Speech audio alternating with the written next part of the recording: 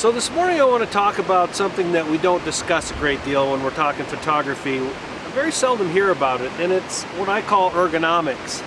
The way the cameras are put together, how the buttons are placed, etc. Before we get started, I want to say thank you to Bozeman Camera, the small town store, big time dealer I like to call them, that often has equipment in stock that you can't find other places because very few people know about them.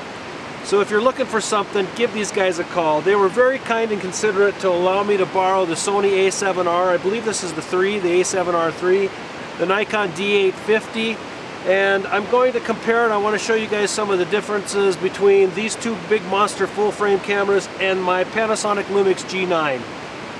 Now, the G9 has really taken ergonomics to the next level, in my opinion. In particular, the white balance, ISO, plus-minus exposure compensation buttons, the three buttons that I constantly am working with while I'm shooting, are right here behind the trigger finger where you can get at them quickly and efficiently. It started with the GH3, the GH4, the GH5, and they've improved the button layout even better on the G9s. The top three buttons on the G9 are marked specifically for the things they do: white balance, ISO, plus-minus exposure compensation. And that's an important element, I believe, of the ergonomics of a good camera. A lot of the cameras today are allowing you to change these buttons in any way you want, and therefore some of them, like the Sony camera, don't mark them in a way that is obvious as to what they're doing. You can customize the C2 and the C1 button in any way you want.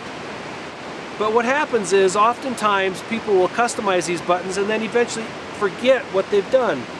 Now, that's not a problem if you're a full-time pro working with your camera every day, but for the folks who travel with us on our invitational photo tours, this can be a problem. They might use their cameras 2, 3, if they're lucky, 4 times a year.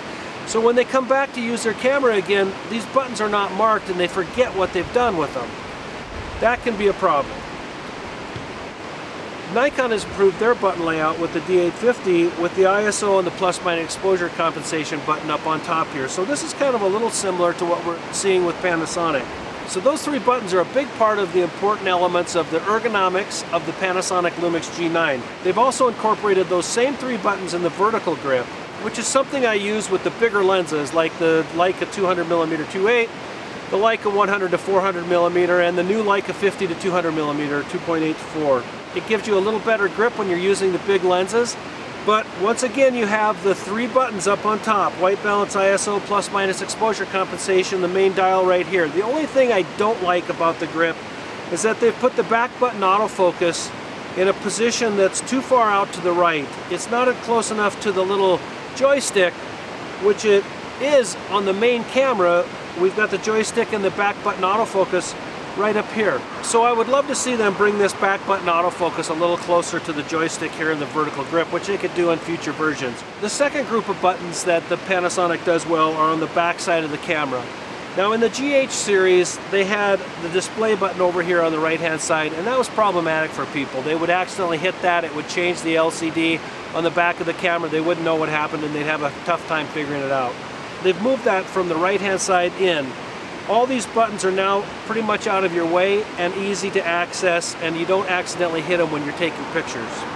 So that's it. The ergonomics of a camera, in my opinion, are extremely important. Where the buttons are placed, how they're placed, and how easy they are to get to can make the difference between getting a photograph and not getting a photograph.